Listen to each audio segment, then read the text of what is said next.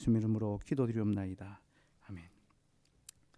예, 하나님의 말씀 고린도후서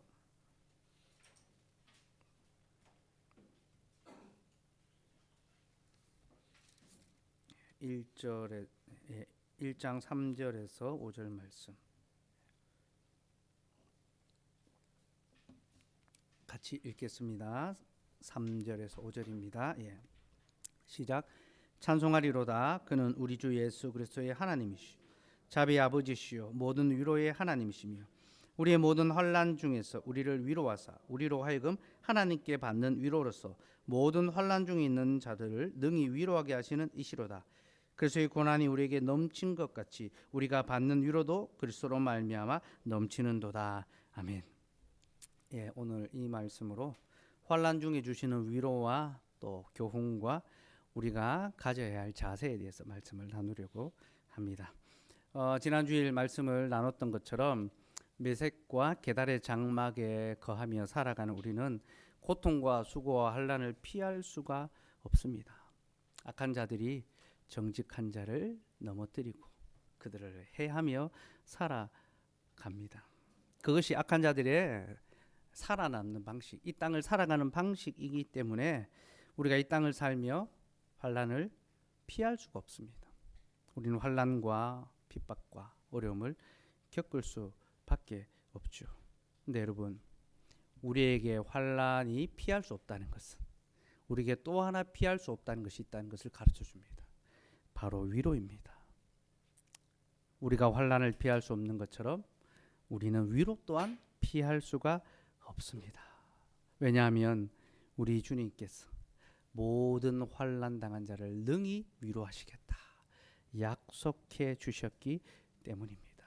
그래서 그리스도로 말미암아 환난 당하는 모든 자들에게는 그리스도 말미암아 받는 위로 또한 넘치게 되어 있습니다. 여러분, 위로라는 것은요, 환난이 존재되지 않으면 존재할 수가 없습니다. 모든 위로는 환난을 통하여 주어집니다. 그러니까 환난이 없기를 바란다라는 것은요, 내게 위로 또한 없기를 바란다라는 것과 같습니다. 네.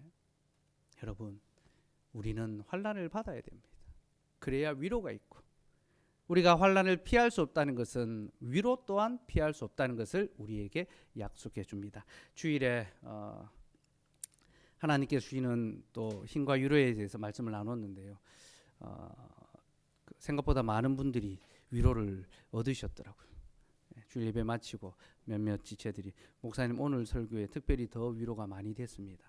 지금 자신이 받고 있는 또 살아가고 있는 삶의 현장 또 직장생활 가운데 그 말씀이 너무나 와닿고 위로가 되었다 이야기하더라고요. 그럼 주일에 그 말씀이 특별히 더 와닿고 더 위로가 되었던 분들은 다 지금 어려움을 겪고 있다라는 공통점이 있습니다. 내가 지금 어려움을 겪으니까 내가 힘듦을 겪으니까 그 말씀이 내게 위로가 되는 거죠. 예배 끝나고 강사님한테 전화해서 통화를 했는데 사모님하고 두 분이서 울면서 그 친정엄마도 같이 와서 이제 예배를 드렸대. 세 분이 다 울면서 예배를 막 기도할 때부터 막 눈물을 흘리기 시작했는데 중계가 중간에 끊겨가지고 전원이 내려가가지고 전기가 나가지고 한 5분 정도 막 중계가 끊겼잖아요. 그래서 막 눈물 콧물 흘리다가 이 중계가 끊겨가지고 다시 이제 중계되면서 그 말씀 다시 들으면서 그렇게 눈물을 많이 흘렸다 하시더라고요. 여러분, 우리가 환난을 받기 때문에 위로도 겸하여 받는 것입니다. 그러니 이 환난 또한 우리에게 유익하다라는 것, 이 고난 또한 우리에게 유익하다라는 것을 여러분 기억하시면 좋겠습니다. 우리 주께서는 모든 환난 중에 있는 자들을 능히 위로하십니다. 넘치도록 위로하십니다. 그러니까 우리가 어떤 환난을 당하더라도 그리스도를 알게 될 때에 우리의 환난은 위로가 됩니다. 이 상수의 위로. 보통 우리가 어려움을 겪을 때 위로가 안 되는 말들이 있잖아요. 그죠? 위로가 안 되는 사람이 있잖아요. 그죠? 근데 그리스도는 우리의 모든 어떠한 환난에도 위로, 상수의 위로가 되십니다. 왜냐하면 그는 우리보다 더한 환난을 겪으셨기 때문입니다. 우리 여자분들이 출산하고 난 다음에 친정 엄마가 위로가 되잖아요. 그죠? 이 고통을 먼저 겪은 엄마를 떠올릴 때 위로를 얻는 것처럼 내가 이 땅에서 어떠한 환난과 어려움을 겪는다 하더라도 그리스도가 그 모든 환난의 위로가 되는 것은 그는 우리 앞서 환난을 겪으셨고 우리보다 더한 환난을 겪으셨기 때문입니다. 여러분, 우리는 세상에서 환난을 당한다지만 사실 우리의 환난은 작은 것입니다. 견딜 만한 것입니다. 하나님께서는 사람이 감당할 만한 것 외에 다른 것들을 시험하지 않는다 하셨습니다. 우리가 감당할 수 있는 환난들을 하나님 주십니다. 또 피할 길도 여십니다. 하지만 주님은 극한 환난, 진짜 극한 직업이 그리스도입니다. 감당할 수 없는, 사람이 감당할 수 없는 환난을, 극한의 환난을 당하셨죠. 그러므로 그는 모든 환난 중에 있는 자들의 위로가 되십니다. 이것을 기억하시고 나의 어떠한 환난 속에도 그리스도를 기억하십시오. 그리고 그리스도로 말미암아 참된 위로를 얻으시기 바랍니다. 특별히 부모에게 있어서요, 가장 어려운 환난 중에 하나가 자녀의 아픔이죠. 그죠? 내가 아픈 거, 내가 힘든 거는 견디고 참으면 됩니다. 그런데 자녀가 아프거나 질병이 걸리거나 어려움을 겪을 때 부모에게는 가장 어렵고 힘든 그런 환난입니다. 그럼 세상 어느 부모도요, 자기 자녀가 아프거나 병들기를 원치 않습니다. 그런 부모가 어디 있습니까? 내 자녀가 아프지 않길 바라고, 병들지 않길 바라고, 건강하기를 바랍니다. 그런데 여러분, 아셔야 될 게 있습니다. 어떤 자녀도 아프지 않거나 병들지 않고 자랄 수가 없습니다. 모든 자녀는요, 다 아픕니다. 다 병듭니다. 경중의 차이는 있을지 몰라도 다 그런 어려움의 과정을 겪으면서 자라갑니다. 모든 자녀가 아픔과 질병의 위험 가운데 자라갑니다. 이것은 일반 법칙입니다. 하나님께서 정하신 일반 법칙입니다. 그렇다면 여러분, 그렇게 자녀가 아프거나 질병과 위험 가운데 있을 때 믿음의 부모는 어떤 자세를 가져야 합니까? 환난 중에 성도는 어떤 자세를 가져야 합니까? 두 가지 자세를 가져야 됩니다. 첫째는요, 이 자녀가 하나님의 소유라는 사실을 믿어야 합니다. 이것은 우리가 잘 알고 있는 내용이죠. 그런데 이 내용이 정말로 그 자녀에게 문제가 생겼을 때에 드러나게 되고 확인하게 됩니다. 이 자녀가 내 것이 아니라 하나님의 소유다. 그러니 그의 생명의 안전은 누구의 손에 있습니까? 하나님의 손 안에 있죠. 주께서 이 아이의 생명과 안전과 모든 것을 붙들어 주시도록, 보호해 주시도록 하나님께 의탁해 드릴, 그 자녀를 맡겨 드릴 수 있어야 합니다. 또한 주께서 그 택하신 자를 반드시 지키시고 붙드실 것이라는 사실을 굳게 믿어야 합니다. 우리는 우리의 자녀가 아프지 않기를, 해를 입지 않기를, 잘 자라가기를 바라지만 우리의 자녀는 다 아프고 해를 입을 것이고 어려움에 처할 것입니다. 그러나 그때, 바로 그때, 하나님, 이 아이가 내 것이 아니라 하나님의 소유임을 내가 믿습니다. 오히려 어려움 중에 그 아이의 안전과 생명과 삶을 하나님께 맡겨드릴 수 있는 믿음이 우리에게 필요한 것입니다. 둘째로, 믿음의 부모는요, 하나님께서 그 자녀를 나에게 의탁하셨다는 사실을 또한 믿어야 합니다. 여러분, 하나님께서 자신의 택한 백성, 자기가 피로 값주고 사신 그 언약의 자녀를 부모에게 주신 것은요, 그를 돌보고 지키고 하나님처럼 그를 보호하기 위해서 그 부모를 택하신 겁니다. 부모를 그 자녀, 자기의 자녀의 보호자로 택하신 것입니다. 그래서 하나님께서는요, 그 자녀를 부모의 사랑을 통하여 주십니다. 부모가 사랑하는 그 관계를 통하여 그 자녀가 태어나게 하시고 그들이 계속해서 사랑함으로 자녀를 돌볼 수 있도록, 돌아볼 수 있도록 하시는 거죠. 우리 교회에 근래 자녀들이 많이 태어났지만 자기 자녀와 안 바꾸잖아요, 그죠? 보니까 얘는 좀 칭얼대지도 않고 잠도 잘 자고 좀 바꿔야 되겠다. 누가 제일 좀 조용합니까? 일주일에 한 번씩 교대로 바꿔서 갈 수 있습니까? 그럴 수 없잖아요, 그죠? 왜 그렇습니까? 하나님께서 자신의 언약 백성을 이 땅에 보내시지만 부모를 그 보호자로 삼으시고 그들의 사랑을 통하여 그 자녀를 허락하시고 그들이 사랑으로 그 자녀를 계속 길러가기 위해서. 그래서 여러분, 믿음의 부모는요, 그 자녀를 하나님께 의탁해 드린 것과 함께 하나님께서 자신의 자녀를 우리에게 의탁해 주셨다는 사실 또한 알아야 합니다. 믿어야 합니다. 주께서 자신의 자녀를 우리에게 의탁해 주셨구나. 이걸 알게 되면 우리가 그 자녀를 어떻게 길러야 하는지에 대한 교훈을 깨닫게 됩니다. 공부 잘하는 게 능사가 아닙니다, 여러분. 세상에서 성공하는 것이 그게 중요한 것이 아닙니다. 주께서 의탁하신 대로 주의 자녀로 자랄 수 있도록 돌아봐야 되죠. 또한 부모는 그 자녀의 몸에 필요한 것만 채워주는 것이 아니라 그 영혼에 필요한 것까지 채워줄 수 있어야 됩니다. 왜냐하면 우리 하나님은 몸과 영혼의 주님이시잖아요. 주인이시잖아요. 몸과 영혼의 주인이신 하나님이 이 자녀의 아버지니 믿음의 부모는 이 자녀의 몸과 영혼에 필요한 모든 것을 채워줄 수 있도록 힘써야 합니다. 그래서 여러분, 믿음의 부모가 가장 그 자녀를 위하여 수고해야 될 일이 바로 기도입니다. 기도의 수고를 해야 합니다.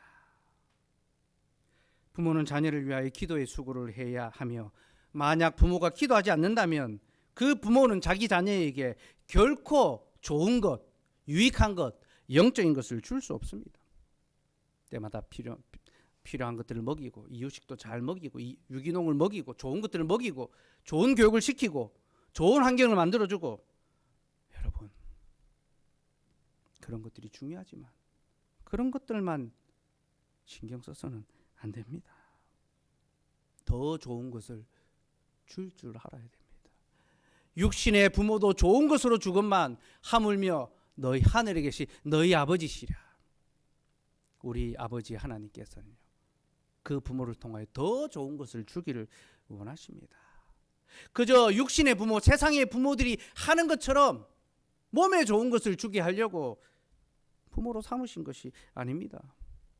몸과 영혼에 필요한 것, 그것을 채우시기 위하여 부모를 허락해 주신 거죠. 그러니 믿음의 부모는 자기 자녀의 모든 필요를 우리 하나님께서 채워 주시도록 기도하고 소망해야 됩니다. 여러분, 여기 부모로 계신 분들, 또 앞으로 부모가 되실 분들, 내가 무엇을 위하여 수고하는 부모인가 돌아보시고 자녀를 위하여 더 기도하고 엎드릴 수 있기를 바랍니다. 기도의 자식은 망하지 않는다라는 것, 여러분 허투루 하는 말이 아닙니다. 하나님께서는 어머니의 눈물의 기도를 들으시고 그 자녀를 지키시고 복되게 해 주십니다. 기도를 가볍게 여기지 마십시오. 특별히 부모 여러분, 기도하는 것을 쉽게 생각하고 기도하는 것을 지나치고 기도하는 것을 게을리하는 것, 여러분 부모로서 심각한 죄를 짓는다는 것을 아셔야 합니다. 특별히 자녀의 질병과 어려움은요 그 부모로 하여금 하나님께 더욱 기도하게 만드는 기회가 됩니다. 여러분, 우리는 기도의 중요함을 알지만 그럼에도 불구하고 우리는 잘 기도하지 않습니다. 왜 그런지 압니까? 내가 무언가 해결할 방법이 있을 것 같으면 그것부터 하기 때문입니다. 그렇잖아요. 내가 발벗고 나서서 해결해 보려고 이리저리 뛰어다니고 온갖 방법을 다 씁니다. 기도할 겨를이 없습니다. 그러다가 내가 했던 모든 것들이 실패로 다 돌아가고, 아하, 내가 할 수 있는 것이 아무것도 없구나. 자기의 전적인 무능, 철저한 실패를 경험하고 나면 그때서야 비로소 하나님께 기도하게 됩니다. 하나님 도와주시옵소서. 나는 할 수 없습니다. 내가 할 수 있는 것이 아무것도 할 수 없을 때, 그때 우리는 기도하게 되는 거죠. 자녀의 아픔이 무엇입니까? 부모가 아이를 위하여 아무것도 해줄 수 없다는 것을 발견하게 되는 거예요. 그게 바로 자녀의 아픔입니다.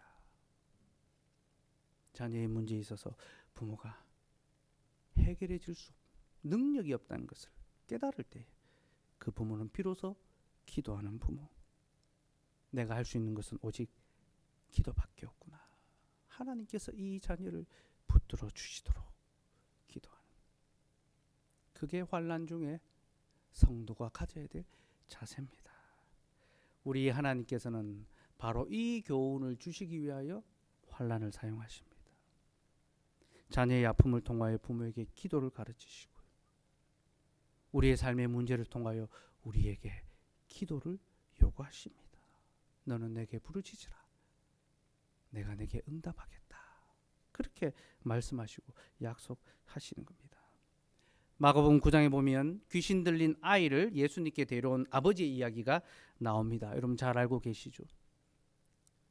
자기 자녀가 귀신이 들려서 이 자녀를 고치려고 예수님께 데려왔는데 예수님이 기도하러 산에 올라가셨습니다. 제자들이 이 아이를 고치려고 했습니다. 이렇게 저렇게 했는데 안 됐습니다. 예수님이 내려오시자 이 아이 아버지가 예수님에게 상황을 다 이야기합니다. 내 아이가 귀신이 들렸는데 당신의 제자들이 고치지 못하더이다. 당신이 무엇이든 할 수 있거든 좀 도와주소서. 그렇게 했죠. 예수님 뭐라고 하십니까? 할 수 있거든이 무슨 말이냐? 믿는 자에게는 능치 못할 일이 없다. 책망하셨습니다. 그러자 이 아이의 아버지가 자신의 죄를 뉘우치고 주님께 간절히 부르짖습니다. 나를 도우소서. 내가 믿나이다. 나의 믿음 없음을 불쌍히 여겨 주시옵소서. 그리고 주께서 그 간절한 기도를 들으시고 그 아이를 고쳐 주시죠. 모든 상황이 다 끝나고 난 다음에 제자들이 예수님에게 조용히 물었습니다. 주님, 우리는 왜 이를 행하지 못하였나이까? 주께서 뭐라고 하십니까? 기도 외에는 이런 유가 나갈 수가 없다. 마가복음 9장 28절 29절 한번 봅시다.